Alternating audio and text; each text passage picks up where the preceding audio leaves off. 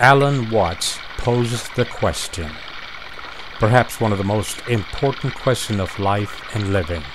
And here's the question. What would you do with your life if money was no object? What indeed? I once asked a woman, a stranger, after talking with her for a few minutes, I asked a question not unlike Alan Watts' question, really.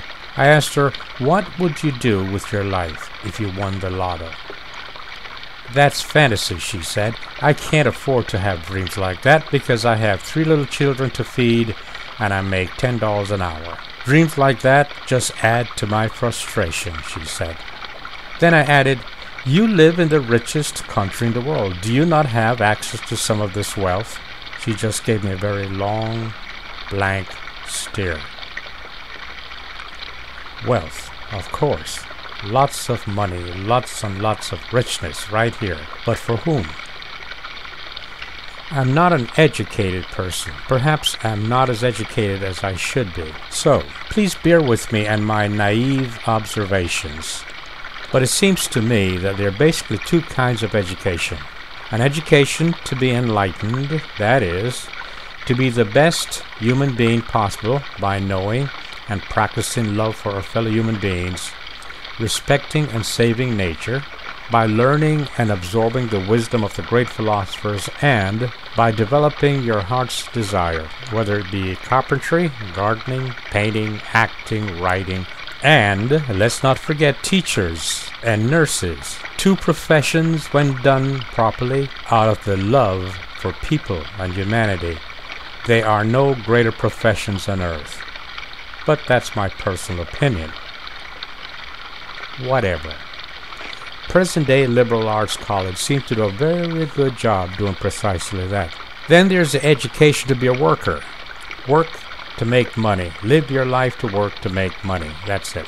Fast food workers, attorneys, secretaries, jailers, whatever. They don't produce anything, but they do provide needed services.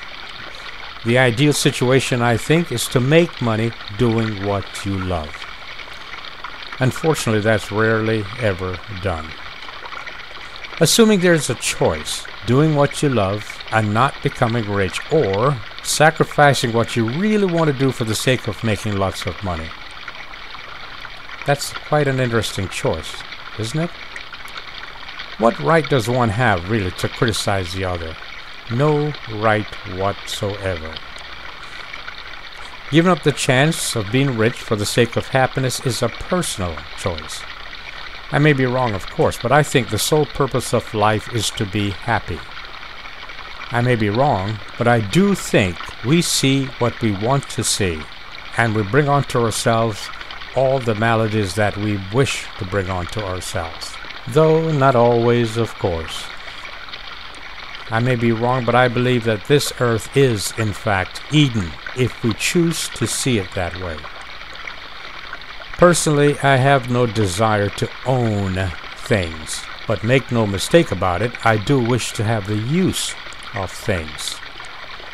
I don't own this beautiful garden, but I make use of it on a daily basis. The men and women who work here are not rich, but they're happy because they choose to do what they love. How do I know that? Because they have told me so. Gardeners here are, without a doubt, some of the happiest people that you'll ever meet. Their expressions of love is through their hands, brains, and creativity. The thousands of people who go through these gardens every year appreciate every single thing that they do. The people who work here are creators in the truest sense of the word. I, through these pictures, am simply showing you their handiwork. So, I pose the question of Alan Watts. What would you do with your life if you had all the money in the world? Pretend that you do.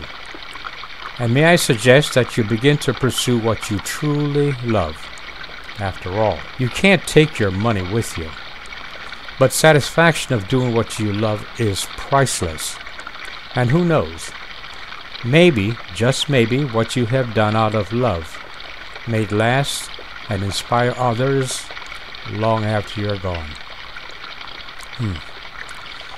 Let me just sit here and consider all the possibilities.